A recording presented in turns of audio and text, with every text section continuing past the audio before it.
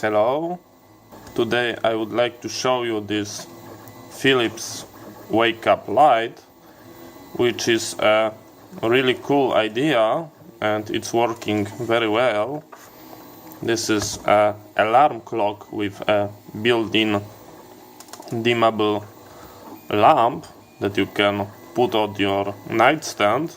And the interesting part about this is the model number, the HF3451.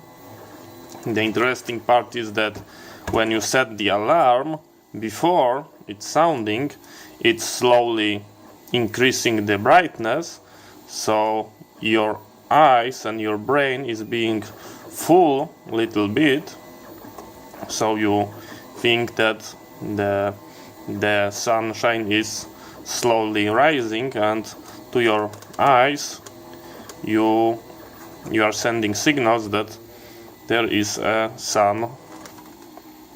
sunshine.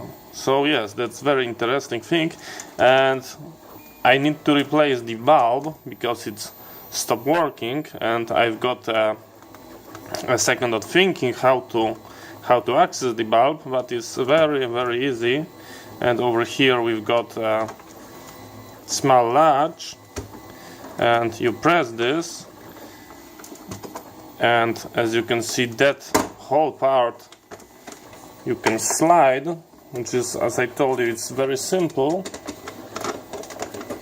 The idea is pretty easy serviceable, but I would never think that this is going to happen. I most likely would expect that plastic part will come off, but here you can see the bulb, and someone was replacing, because that's not the bulb that should be.